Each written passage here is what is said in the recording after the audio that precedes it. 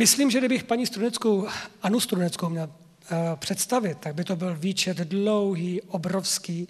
A jenom připomenu knihu Doba jedová, kterou znáte určitě všichni, velký bestseller, připomenu problém očkování a tak dále, který také mnohé maminky prožívají dnes a denně. A paní Strunecká tyto témata nebála se a, jak se říká, řízla do živého.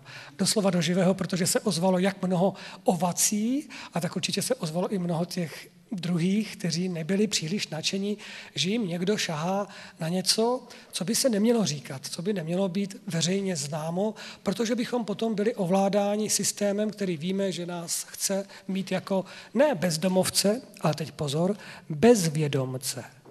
Bezvědomce. A bezvědomci nechceme být. A na České konferenci už vůbec ne. Tak právě proto v tuto chvíli jsem velmi rád, že můžu přivítat ještě jednou paní Annu Struneckou.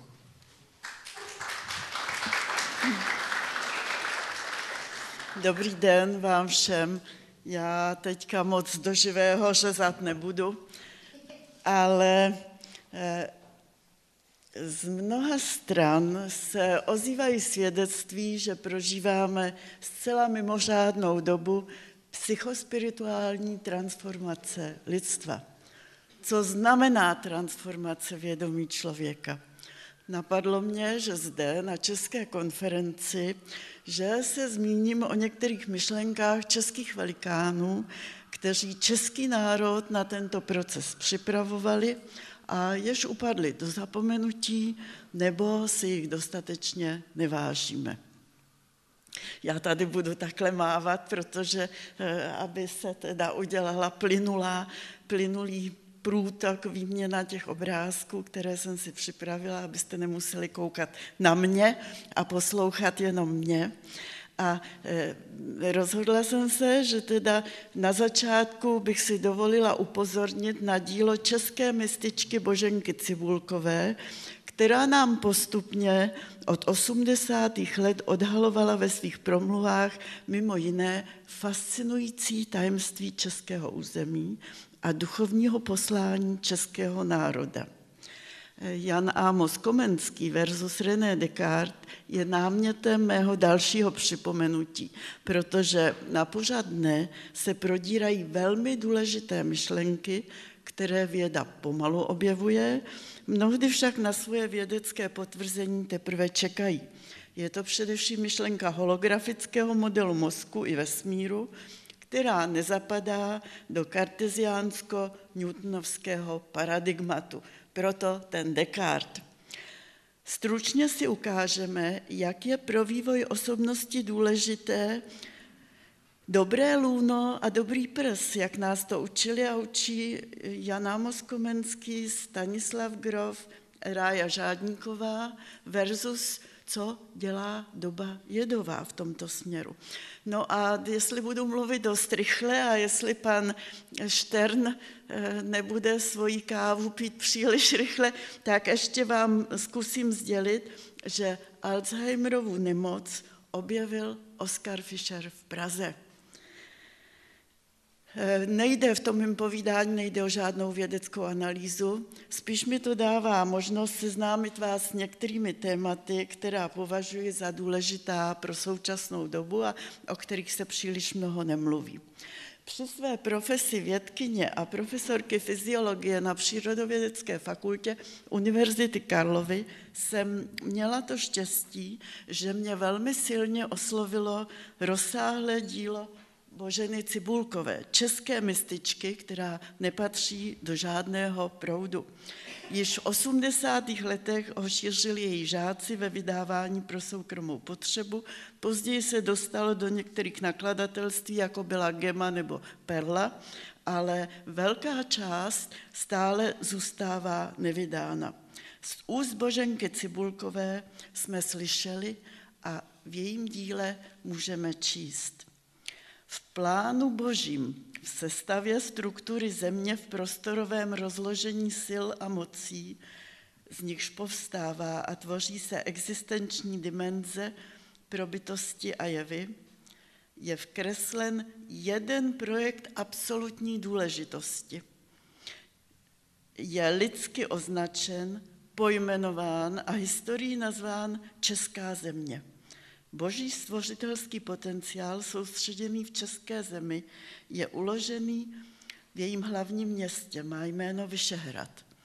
Na něj jsou vázány, s ním jsou propojeny, k němu se zbíhají, od něj vycházejí a rozkládají se široké prostory absolutně tvořivé duchovní moci, životní síly, všechny kategorie energií, látek a prvků, tajemná mozaika existencí.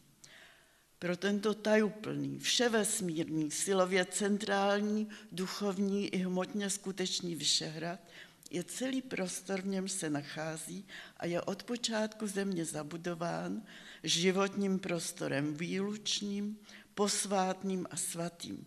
Je nedotknutelný jakoukoliv útočnou stranou temných sil.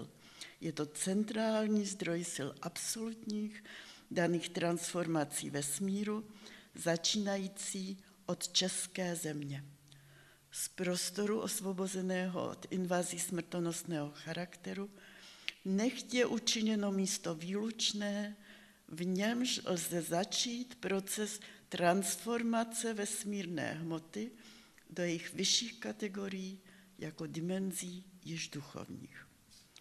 Český lidé, přemýšlející, čestní ctí lidské důstojnosti, hledající a nalézající již své poslání, úkoly a životní služby, své nezaměnitelné místo mezi národy.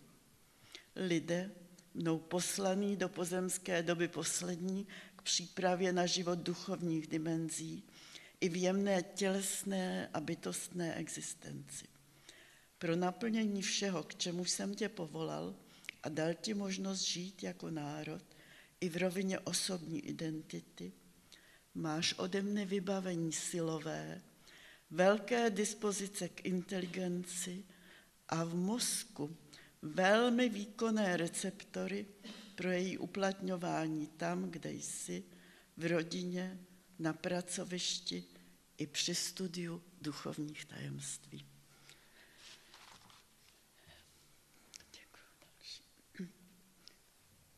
Jméno Jan Amos Komenský není v České republice neznámé. Naplnila se přání Komenského, aby vzdělání bylo přístupné všem, chlapcům i dívkám, aby byla škola v každé obci, aby se dítka učila poznávat od jednoduchého k složitému, od známého k neznámému. O životě a díle Komenského existuje celý vědní obor komeniologie. Internetové stránky nám nabízejí na 10 milionů odkazů na heslo Comenius v cizích jazycích a mohlo by se tedy zdát, že myšlenky Jana Amose Komenského zakotvily v naší společnosti, avšak není tomu tak. A mnohé pasáže z jeho díla nebyly publikovány v českém jazyce. Proč asi? Karel Kosík ve své eseji Setkání s 30letou válkou připomíná, že po bitvě na Bílé hoře dne 8. listopadu 1620 Komenský v důsledku osudové porážky prchá z vlasti jako vyhnanec, zatímco René Descartes stál na straně vítězů. Kosík nabádá k tomu, aby kritické uvažování objevilo v postoji každého z nich možnosti jiného začátku a ptá se. Jsme pouze zajatci vítězných myšlenek zrozených v průběhu 30leté války? Nejsme také dědici skrytých, nerozvinutých zárodků, které tehdy klíčily? Karteziánsko-newtonovské paradigma, které René Descartes vytvořil, rozdělili soucno... ještě zpátky, takhle, dobrý, děkuji. Rozdělili soucno na svět hmoty a svět duchovního života. Novodobá věda vyřadila z oblasti zájmu lidskou duši, její ochránce anděle a především Boha jako tvůrce a vůdčí sílu vesmíru. I proto se mohla zdát filozofie teologa, evangelíka, hluboce věřícího biskupa jednoty bratrské Jana Amose Komenského problematická a poplatná své době. kultivace lidské duše, rozvíjení mravnosti a zbožnosti, můžete dát ten další, o které šlo Komenského především, nejsou součástmi moderní výchovy v naší materialisticko-konzumní civilizaci. Je to velmi aktuální problém nejenom našeho školství, ale celé společnosti, úpadek morálky a etiky, o jakém mluvili už moji předřečníci a který pociťujeme velmi silně. V této souvislosti zanechal Komenský svým potomkům důležité poselství. A sice, že veškerá proměna světa začíná u jednotlivce transformací vlastního nitra. Avšak jak by měl člověk transformovat svoje nitro, když učení o duši není součástí učebních osnov ani vysokoškolského studia? Známý výrok Jana Amose Komenského, že všichni na jednom jevišti tohoto světa stojíme a cokoliv se tu koná, všech se týče, můžeme říct, že se na konci 20. století objevuje vědecky rozpracovaný na základě objevu hologramu. Americký neurofyziolog Karel Příbram s českými kořeny, Karel Příbram, a s profesorem teoretické fyziky Davidem Bohmem vytvořili velmi odvážnou teorii, která může vysvětlovat racionálně, logicky a vědecky souvislost jedné lidské bytosti s celým světem a nabízí možnost říci, že člověk je přirozenou bytostí transcendence. Ale abychom nebyli v této souvislosti nespravedliví k Descartovi, on naučil vědce kritickému myšlení, zasloužil se o svobodný rozvoj novodobé vědy, ale i on byl hluboce věřící a úvahám o lidské duši věnoval značnou část svého díla.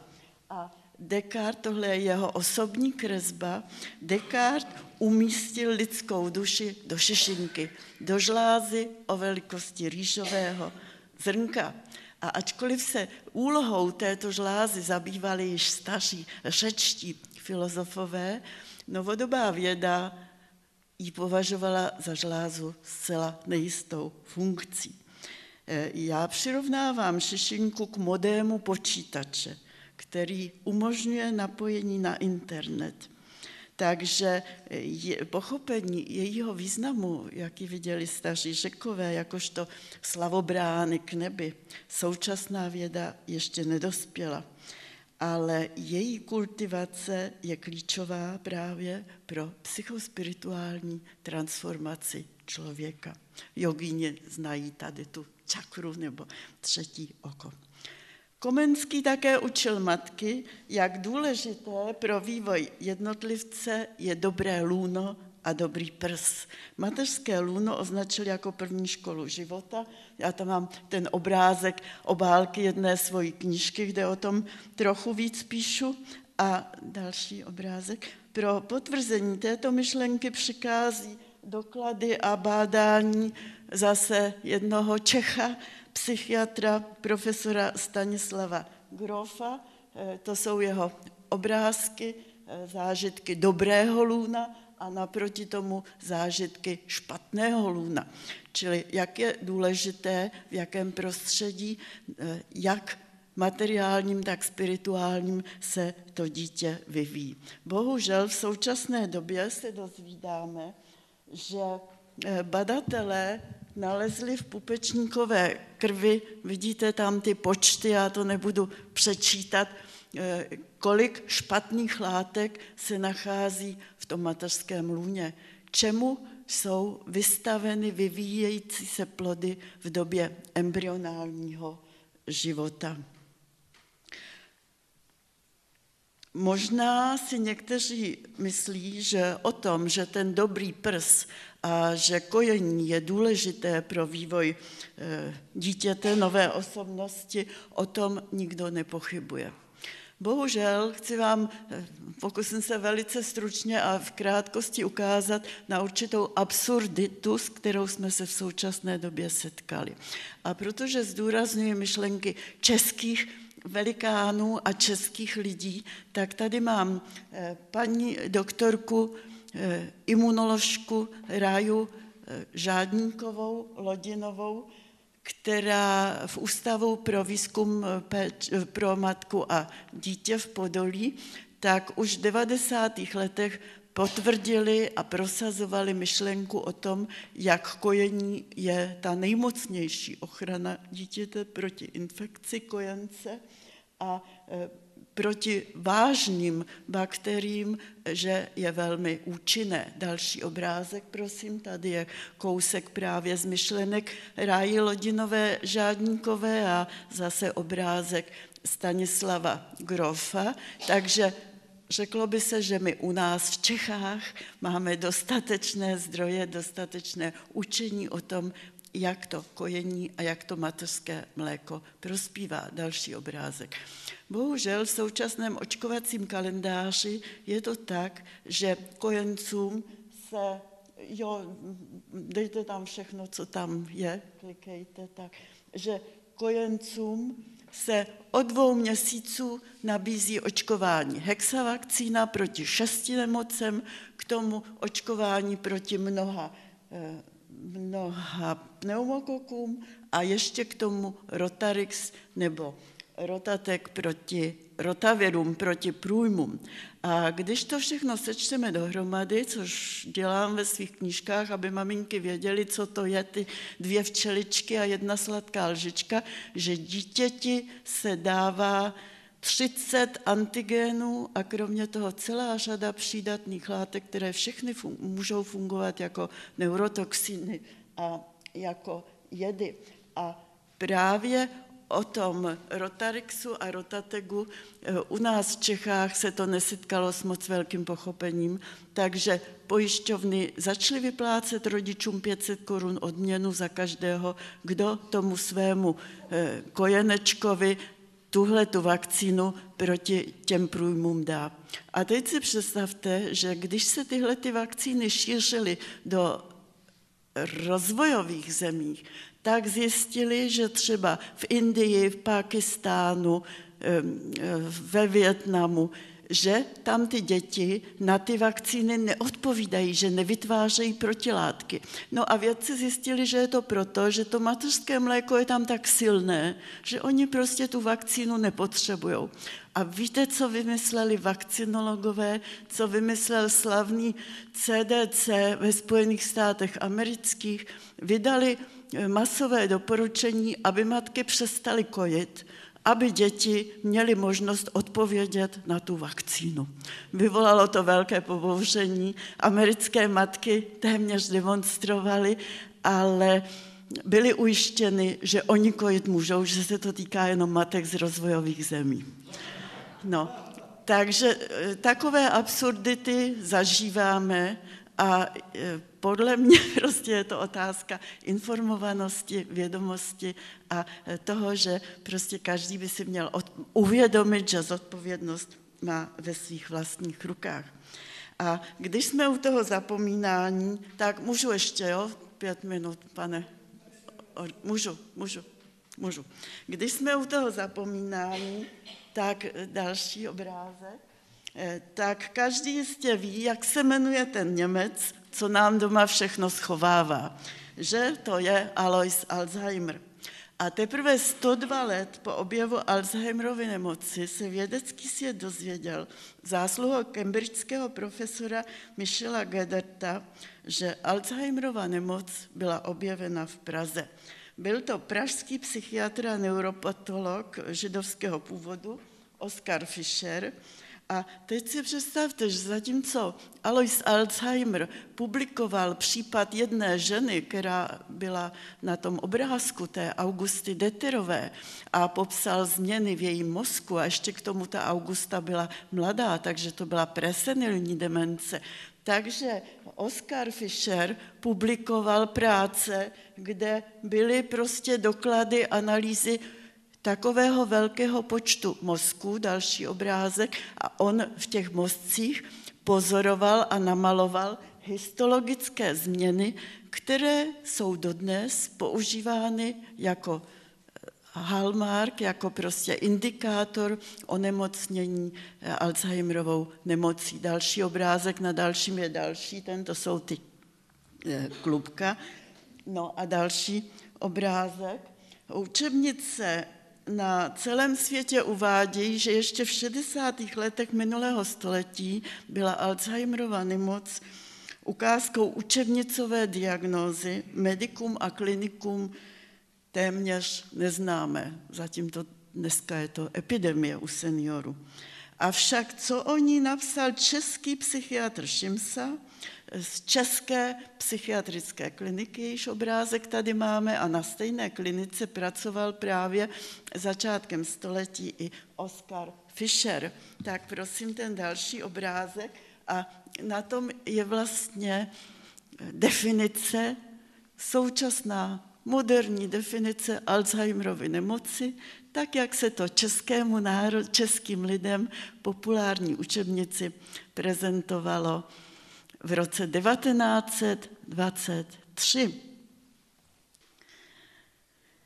Je zajímavé, že v té budově v Kateřinské ulici, kde pracoval Fischer, v roce 1907 jiný pražský psychiatr Jan Jánský studoval vztah složení krve k duševním chorobám a ve své habilitační práci popsal 4 krevní skupiny.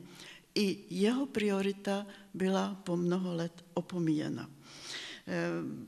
Jenom tak pár informací k tomu Oskaru Fischerovi, že on se po vzniku samostatného Československa zapojil aktivně do politického života, mluvil výborně česky, musel také opustit svoje místo na německé univerzitě.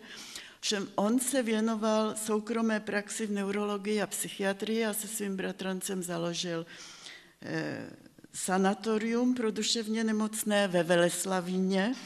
Tam se léčila například mladá Milena Jesenská.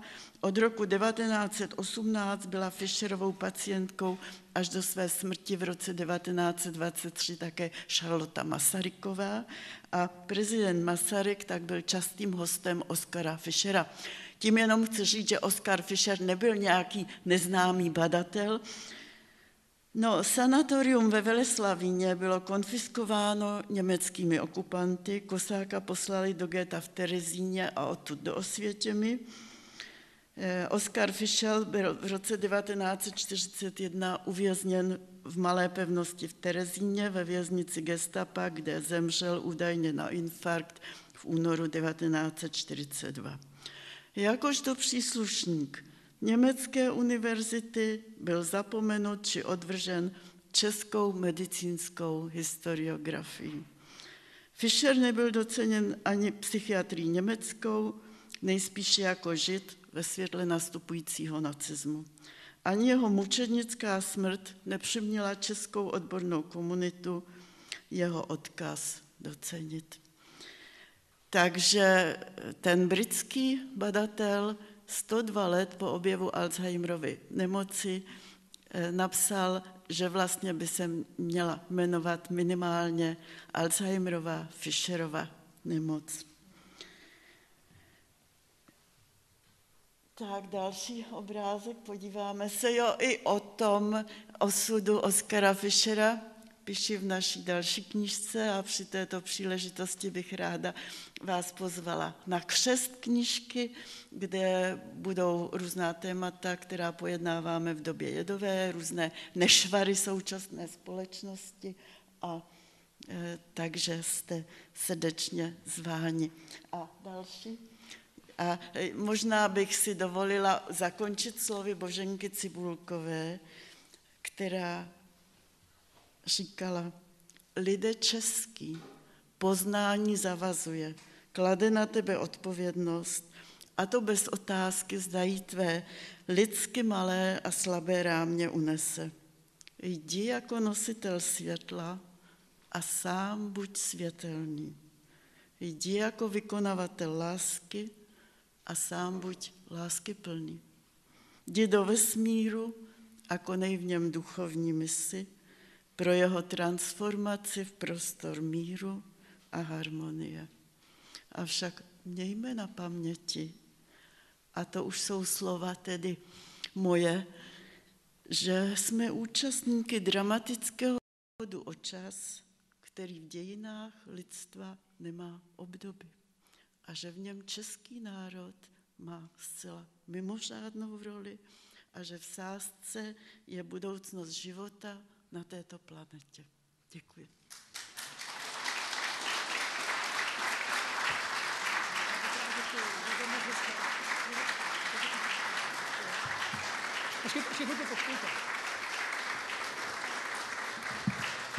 Já velmi děkuji.